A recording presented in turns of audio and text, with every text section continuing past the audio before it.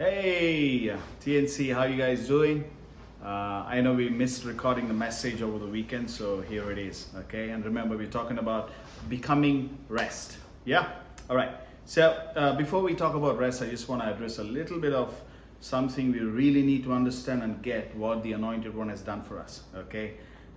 John 16, 7 to 16, this is what it says. But here's the truth, it's to your advantage that I go away. This is Jesus talking about him going away physically, okay, and not being around us in the natural, in a physical form. For if I don't go away, the divine encourager will not be released to you, but after I depart, I will send him to you. And when he comes, he will expose sin and prove that the world is wrong about God's righteousness and his judgments, okay? Sin, because they refuse to believe in who I am, all right? Unbelief is the biggest sin. We will see that today also in the word. God's righteousness, because I'm going back to join the Father and you will see me no longer. I think we'll stop with that, okay? Because God's righteousness, because I am going back to join the Father and you will see me no longer. Jesus saying me not being in a physical form is good for your righteousness. Have you ever thought about that? Have you ever thought how important that is, that his invisibility and the fact that we don't have anything natural to hold on to rely on, that it's good for us, and not only that, it is actually making us more righteous. Phenomenal if you really understand and think about this. Okay, moving on. Remember last week we talked about being fearless, right? And if you can put fearlessness and this word becoming rest together, you will have a complete package and you will really now understand what it is to be at rest, okay? And I promise you this word, if you really get it, it will really set you up and set you apart, okay? Now moving on. Matthew 9, 14 to 17. Jesus talks about what happened to John the Baptist, or rather what happened with John the Baptist. You know, I think roughly 6 months ago, from this period, Jesus actually had to go submit to this man and ask him to baptize him, okay? And when John's disciples come to Jesus and question him about, hey, this is what is happening, you know, you're supposed to be the Son of God, what's happening really? Jesus looks back and says, that's old wine, okay? 6 months to now, Jesus looks at something and says, old wine, new wine. And the Bible takes it one step forward when it says, now, every day you are a new creation. That means, from yesterday is old wine. If you really understand and think about it, yesterday is old wine and today is new wine. Okay, so move with the new, move with the Spirit. The Spirit is not about yesterday. The Spirit is always about new and the next, now and the next. Okay, all right. So here we go. There exists a rest. There exists rather a place of rest that God has designed for us and wants us to be in. Okay. And like I said, it is a position, all right? The rest of God. Psalms 46:10, I'm going to read from the Passion Translation. It says, surrender your anxiety, okay? Be silent and stop your striving and you will see that I am God. God is a God who always tells you to stop striving regarding anything and everything in the natural except one thing. We will see what that one thing is later on, okay? And then he says, surrender your anxiety, be silent and stop your striving. Only if you are silent and stop your striving, you will see that I am God. Okay, silence is an important aspect, okay, because when you're silent, you're intentional about why you're being silent. When you're talking, you're intentional about why you're going to talk. Okay, so it's not a bad thing. Moving on. Matthew 11, 28 to 30. I'm going to read from the NASB. It says, come to me all who are weary and heavy laden, and I will give you rest. It's awesome. Okay, so if you're gonna really understand what weariness and heavy laden means, okay, that's almost all of us. Most of the people living in this world are weary and heavily laden. Okay, and Jesus is saying, "Come to me, and I will give you rest." Now, this is a place and this is a position that we have in God. And then he goes on to say, "Take my yoke upon you." Says, "Take my yoke upon you." Okay, that means there is a burden, or rather something that Jesus carries, okay? And he says, take that upon you and learn from me, for I am gentle and humble in heart, and you will find rest for your souls. And then he goes on to say what that yoke feels like. For my yoke is easy and my burden is light. Okay. Now, if you translate this to what we talked about last week, which is 1 Peter 5, remember the place where the devil is roaring around. Young people, please submit to the elders, it says, and then he goes on to say what submission, rather what patience and being in a place of non-ego, which is humbling yourself looks like throwing away all of our problems, all of our issues onto him, because they belong to him. Casting away. Did you understand that? So your problems don't belong in you or on you, they belong on him. Okay, and he gave you in return his position. Okay, and that position looks like rest. That is why he says, my yoke, the thing that I carry, is easy and my burden is light. So let's do a transaction and let me take all your issues and you take my rest. Amazing. Okay, Hebrews 4 1 to 4. Okay, now the promise of entering into God's rest is still for us today. It is still for you today, man. So we must be extremely careful. Okay, when the scriptures are saying extremely careful, we need to really pay attention. Okay, the scriptures are very clearly written. Okay, inspired by the Spirit doesn't mean it is God. Okay, it is inspired by God, written by people for the people. Okay, and the Bible says, when the Spirit of truth comes, he will lead you into all truth. Okay, so all truth is not written. All truth is something for you to understand. So anyway, whatever you do concerning the Bible or concerning the natural, be always led by the Spirit. Okay, and with the Spirit, if you're reading, now you get it. All right, this is what it says. Be extremely careful to ensure that we all embrace the fullness of that promise and not fail to experience it. If you really don't understand what this is, it almost looks like a warning. Extremely careful to ensure that we all embrace the fullness of that promise and not fail to experience it. Okay, and then he says, for we have heard the good news of deliverance. Have you heard the good news of deliverance? Yes, just as they did. He's talking about Israelites. Yet they didn't join their faith with the word. Interesting. What is faith? Faith is your state when you believe in the word, when you trust in the goodness of God. Okay, and that belief activates something called as a faith, which the Bible says is a free gift. And when that faith is activated, the word becomes true to you. The word from knowledge becomes an experience to you. Till then, it is not an experience. Till then, it is just knowledge. Like I keep saying this example, I can convince a child that the sun rises in the west because he hasn't seen too many sunrises. But if one of you who's old enough and have seen enough sunrises, can I convince you otherwise? Absolutely impossible, because now you have converted a truth written in textbooks into an experience. So the word essentially should become that place within us where whatever we hear, we read, we understand, the Spirit is saying should become an experience. And the life on earth right now, as we have in the natural, is all about converting that knowledge into experience so that you are set in the truth. Okay? That's amazing if you really understand that. It says they failed, they heard the news, good news, which is I'm going to deliver you, I'm going to take you to the promised land, but they didn't join their faith with the word. Okay? And thereby what happened is, instead what they heard didn't affect them deeply. For something to affect you deeply, especially the truth, it needs to become an experience. Otherwise it's on a surface level, which is a knowledge level, and that's not good for you. Okay? And what they heard didn't affect them deeply, for they doubted. It won't affect you deeply because if you're gonna doubt it, right? If I'm telling you, hey, this is the truth, and you're saying, I don't know, it's not gonna become real to you, is it? Right? You need to really understand what God says. When the truth sets you free, it will only set you free when it becomes a reality. Otherwise, it's a concept. We are not about concepts, man. Okay?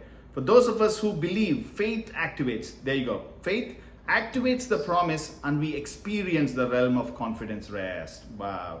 For if you believe, faith is activated, and that faith then makes sure that the promises on your life are activated. And because they're activated now you experience the realm of confident rest.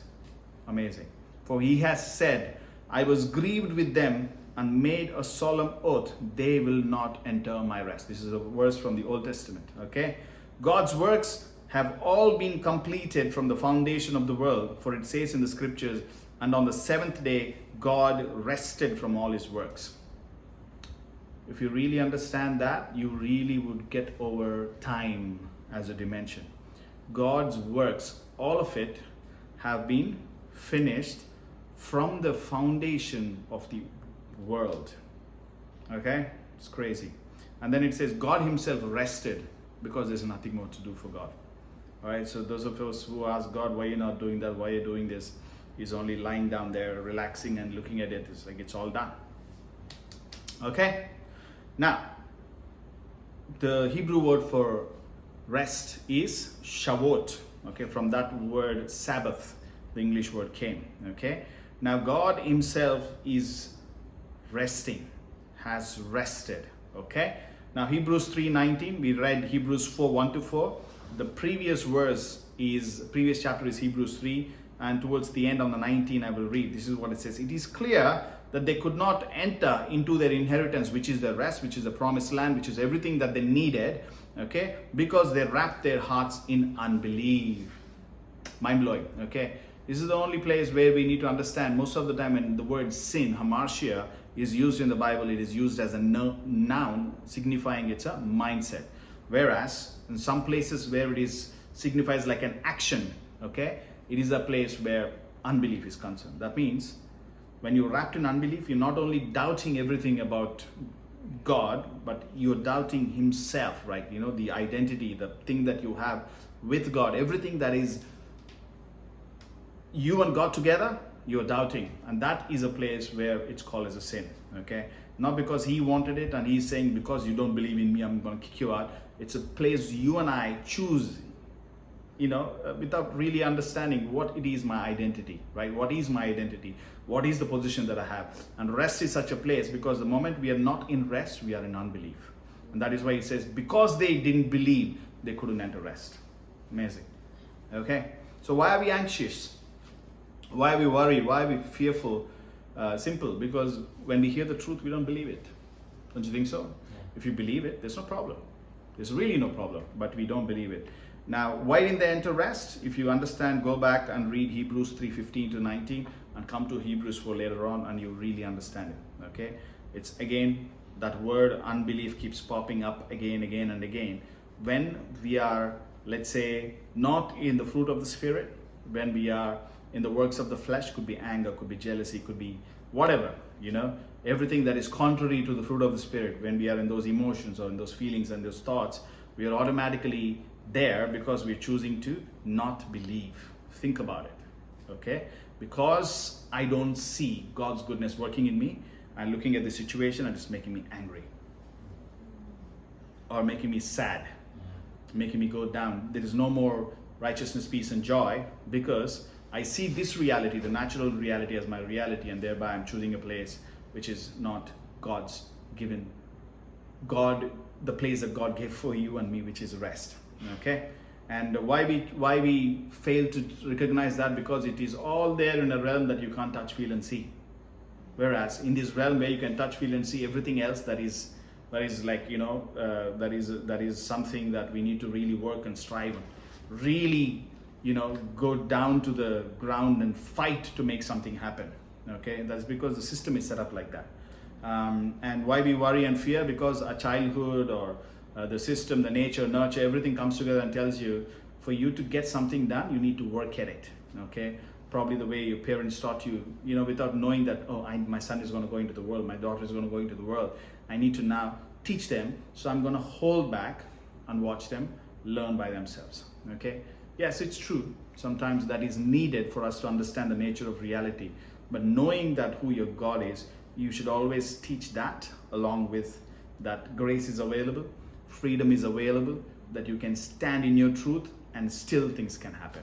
Okay, it's always about balance. It's always about balance. Okay, so when you really read the dialogue between Moses and God in the Old Testament in Exodus, you will see that Moses was unbelieving throughout, but God was very gracious and full of mercy to him. Now that's a sign that no matter how many times I fail, no matter how many times I wrap my heart and my head in unbelief, God's grace is always present. So this idea of this word is not to condemn you in any way. There is no condemnation in Christ Jesus. Okay? There is only grace and greater grace in Christ Jesus till you can pick yourself up. What is happening in the meantime if you don't pick yourself up is who's suffering? Who's going to go through these ups and downs in your life? It's you and me. It's because we refuse to believe the word that says today, now, faith activates the promise and you will experience it. Amazing. Okay, so going back to Moses, we are living most of our life like Moses than Yeshua, if you really get it. Okay, Moses took a while to get there. If you read the Bible in Exodus, you will see that he took a while to get there. Let's just listen to a little bit of the dialogue here. Exodus 4:1-3. Then Moses said, God is telling, background, God is telling, hey, go to Egypt and set my people free. And this all, I'll be with you, I'll take care of you, I'll make sure that, blah, blah, blah, blah, blah. And this is what Moses says. Moses said, what if they will not believe me or listen to what I say? Okay, God of gods, the King of kings, the creator of all the earth is telling you, go Moses. And Moses is like, what if they don't believe me? What if the natural is not going to work out for me? What if that thing is not there, this thing is not there? Now, it's like Moses himself telling God to give me conditions. And rather, he's laying conditions for God. I will only go, God, because if this is how it is, right? We do that most of the time. And I really want you to understand, if God is asking you to do something, if God is telling you to do something, first and foremost, he has you in his mind, okay? He's not going to tell you to lay down your life if it's not going to be beneficial for you. Okay? He's not going to tell you to forgive another if it's not going to be beneficial to you. Otherwise, somehow he is important than you or she is important than you. Don't you think so? But because we are all one, whatever we do, okay, it is beneficial for us and the other. That's the best way. If you really understand God's word as something like that, it will really set you apart. Okay. Anyway, and he says, what if they say they will not believe me or listen to what I say? For they may say the Lord has not appeared to you, right? And the Lord said to him, what is that in your hand? And he said, a staff. Then he said, throw it on the ground. So God threw it on the ground and it became a serpent and Moses fled from it. Just imagine this scene. Okay, whatever. If you're an anime fan, think it as a cartoon. Or if you're a realistic view, think of it as something. And just imagine God is telling somebody to drop a stick. They drop the staff and becoming a snake and you're running from it. Okay, where is trust? Right? Where is that thing that God is telling me to do it and it's going to be beneficial for me? But the moment you see something in the natural, even though it's supposed to be miraculous, where your stick suddenly turned into a serpent, you're changing.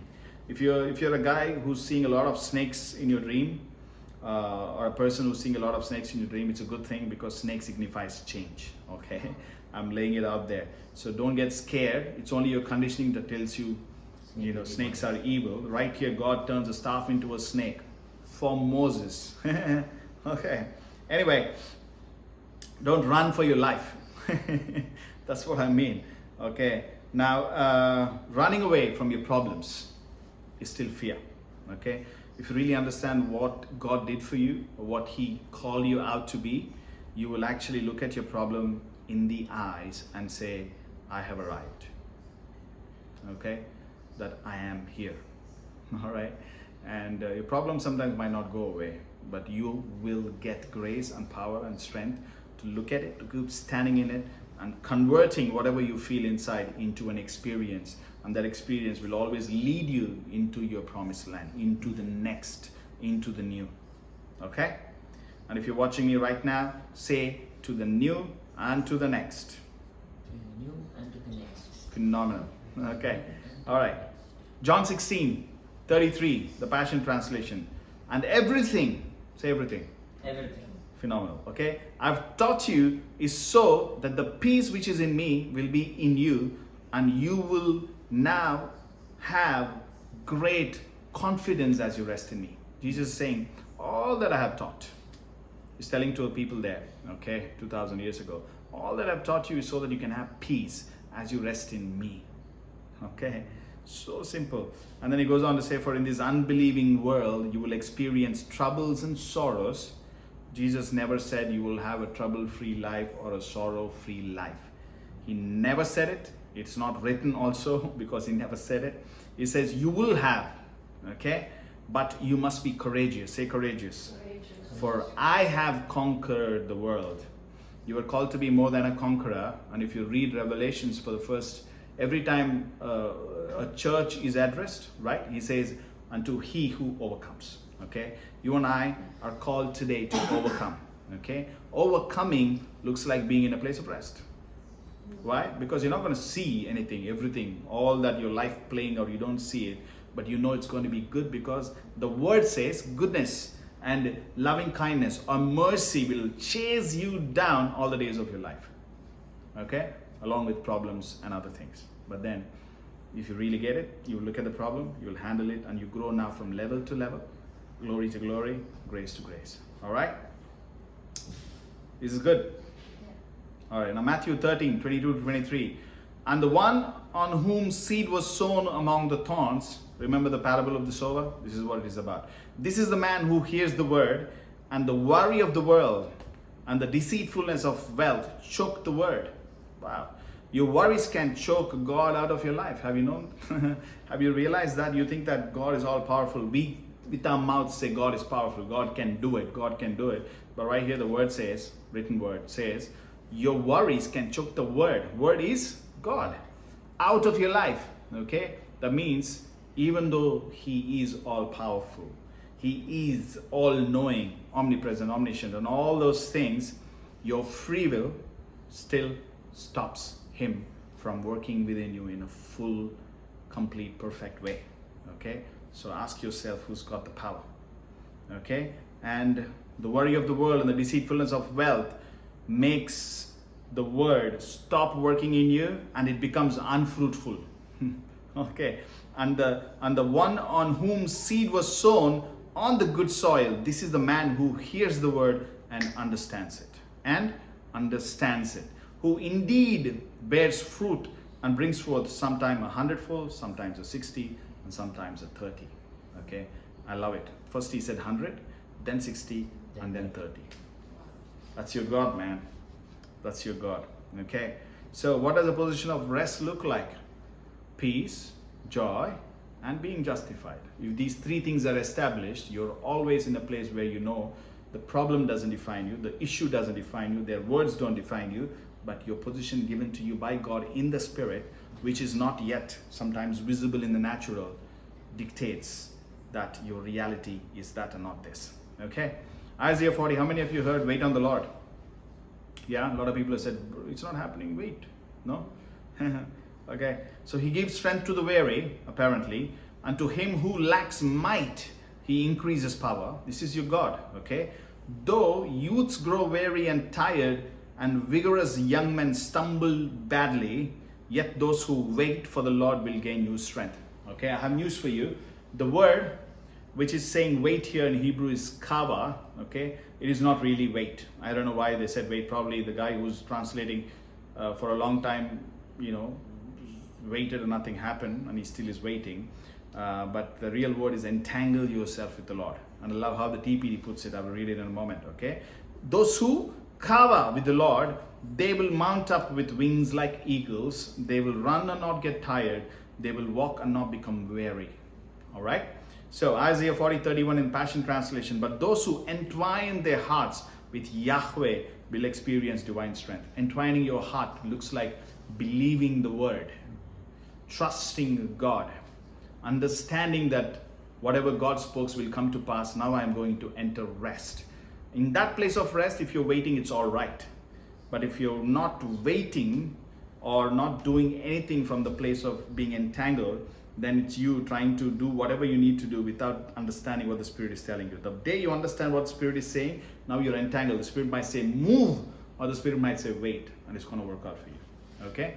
And then he goes on to say, they will rise up on soaring wings and fly like eagles, run their races without growing weary, and walk through life without giving up. Okay, isn't this all that we want?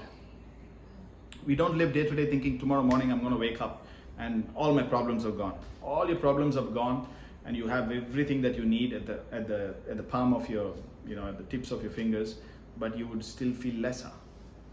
Trust me, I was there. Right? Thinking, if only I have these 2-3 things in this place, I'll be okay. And I got those 2-3 things, and I was never satisfied. I still kept looking for what's next. Okay, what's next? You have your favorite car. There's always a better car to buy. You went on your favorite holiday destination. You experienced it once, twice, thrice, fourth time. You're thinking, where shall I go next? Your favorite destination becomes second favorite now, and you have another favorite destination. That's just the world, the way the natural is set up. Okay, feeling you, making you feel always lesser, wanting more. Okay, and there's only one thing in the world that says, I will satisfy you, and that is your God and the Word, man. Okay, you understand? Shavuot, Sabbath. Remember, in Matthew 12, Jesus was asked by the Pharisees why he healed people on Sabbath, right? And so what's the context? The context is Sabbath, meaning rest. It's got nothing to do with healing, it's rest, okay? According to the law, you cannot heal on a day of rest, right? Now, Matthew 12, 43 to 45, this is what he says. Now, when the unclean spirit goes out of a man, it passes through waterless places seeking rest and does not find it, okay? Then it says, I will return to my house from which I came. Okay, house here signifies a human being, okay? And when it comes, it finds it unoccupied, swept and put in order. Then it goes and takes along with it 7 other spirits more wicked than itself, and they go in and live there. And the last state of that man becomes worse than the first. That is the way it will also be with this evil generation. Okay, most people think, like I said the other day, unclean spirit looks like all the horror movies that we watch. Okay, something very, maleficent, presence over there trying to harm you, kill you, get you, and all that stuff. Okay, we wrestle not with flesh and with blood, but with powers, principalities, and spiritual darkness in high places. Okay, principalities also look like the principles, the way the natural is set. Okay, all the things that really are so-called truth in the natural. Okay. Jesus, basically what he's doing in this verse is he's simply connecting the religious mindset, the Pharisees' religious mindset, and keeping Sabbath keeping, which is rest, with an unclean spirit. Okay, in verse 43 he says, to the one who has swept up the house. It's not a house, it's not a building, it's your consciousness, your awareness, your mind. Okay, and then what happens is when you clean it out, sweep it out, now there is a vacuum. Okay, we often do the mistake of leaving it as it is, right? We do a breath work, we go into a state of breath work, meditation, whatever that is you do, a prayer, worship, you do there, and from that place, right after it is done, or you feel a little good, a little better, and you just wait there for something to happen. That is where you need to understand you are called to be a co-creator, you're called to be a co-heir, you're called to be somebody who needs to work with God. Okay, and that's when you bring in the Word to engage, or think of something that you need to be, you need to become. I will always tell people, more than what they should want in the natural, okay, could be a job, could be a career, could be a business, could be all those things, right?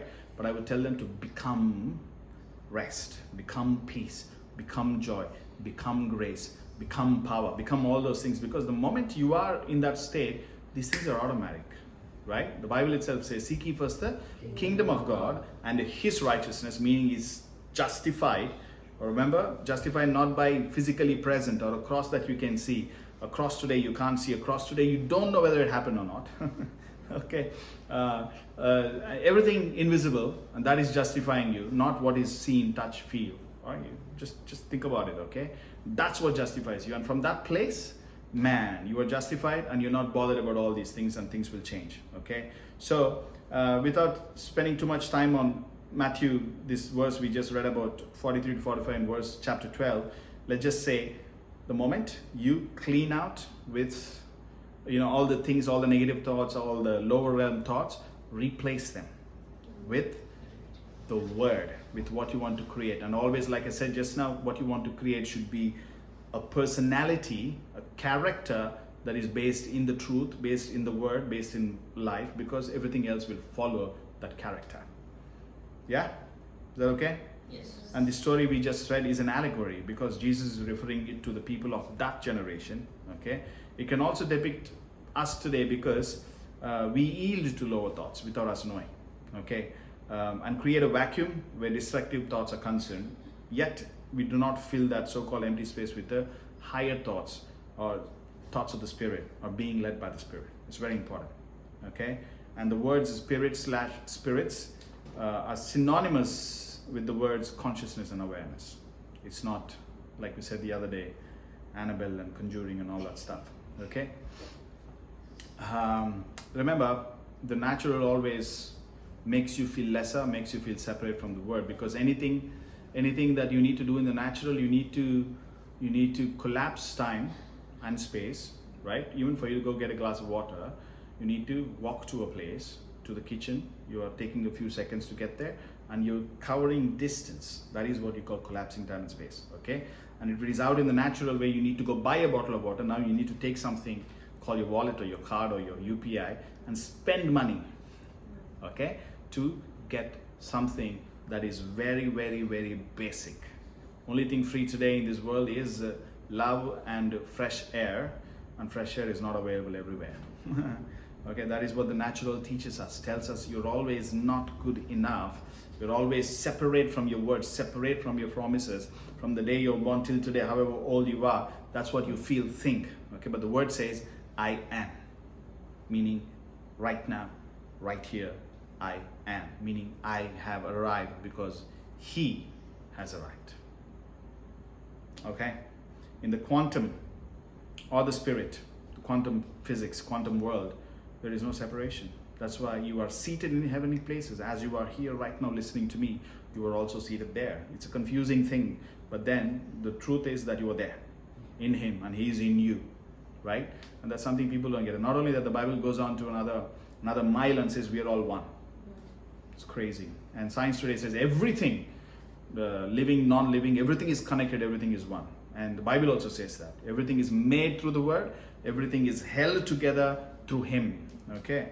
So yeah, if you really understand that, that means there's no separation, guys. Yes. Separation is a lie. Separation is what causes unrest, is what causes you to not believe, because you've been learning, or you've been taught from a very young age that you need to collapse time and space and spend and be and do to get something done. But God says righteousness, peace and joy, bam, you have arrived. Okay? So that's why it is very important to understand rest, and rest sets you free, because it's no more about what you touch, feel and see, but it's about the realm of the Spirit. And once you're there, everything that you need will automatically happen.